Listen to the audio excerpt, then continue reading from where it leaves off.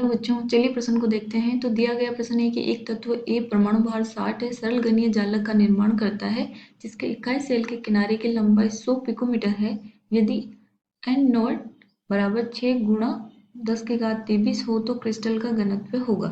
विकल्प ए है 600 ग्राम प्रति सेंटीमीटर क्यूब, विकल्प बी है 1 गुणा 10⁻4 ग्राम प्रति सेंटीमीटर क्यूब, विकल्प सी है 6 गुणा 10⁻2 ग्राम प्रति सेंटीमीटर क्यूब, विकल्प डी है 1 गुणा 10⁻2 ग्राम प्रति सेंटीमीटर क्यूब।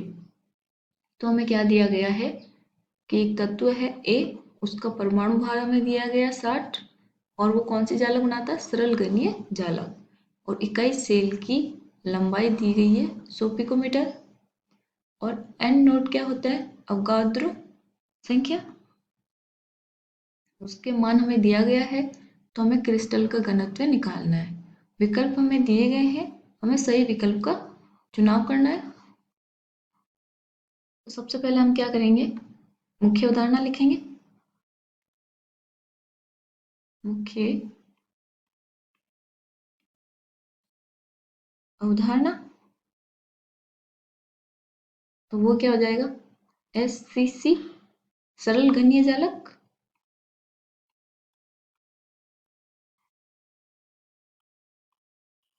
घनीय जालक, ठीक है। तो हमें पता होना चाहिए कि सरल घनीय जालक क्या होता है, उसका प्रभावी परमाणु क्रमांक कितना होता है और उसका जो घनत्व है वो किस प्रकार से प्रदर्शित किया जाता है, तो उसका हमें सूत्र पता होना चाहिए। तो चलिए हम क्वेश्चन देखते हैं। तो हमें बोला गया तत्व ए है, उसका जो परमाणु भार यानी कि m बराबर कितना है? 60 है। n नोट का मान दे रखा है 6 गुणा 10⁻23 है, अवगाद्रो संख्या।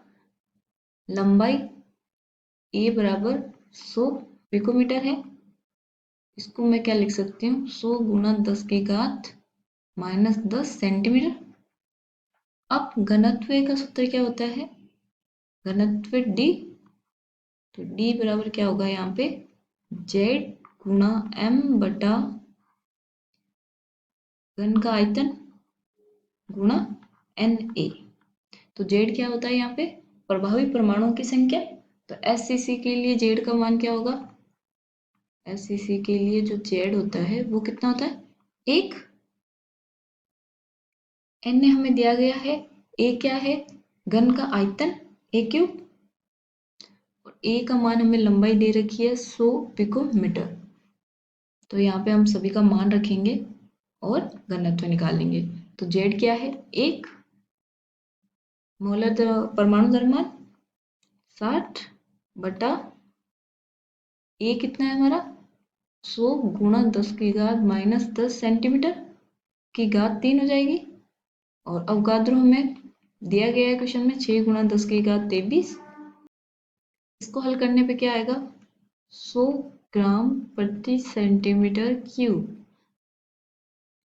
ये आ गया हमारा डी। तो इसको हम क्या लिख सकते हैं? 1 गुणा 10⁻2 ग्राम प्रति सेंटीमीटर क्यूब। चलिए हम विकल्प देखते हैं। तो विकल्प ए 600 गलत है, विकल्प बी 10⁻4 गलत है, विकल्प सी 10⁻−2 ये भी गलत। अब विकल्प डी देखिए 1 गुणा 10⁻2 ग्राम प्रति सेंटीमीटर क्यूब। तो यही हमारा उत्तर आया था। इसका मतलब जो हमारा विकल्प डी है वो सही है। आशा करती हूँ आपको समझ में आया होगा। धन्यवाद।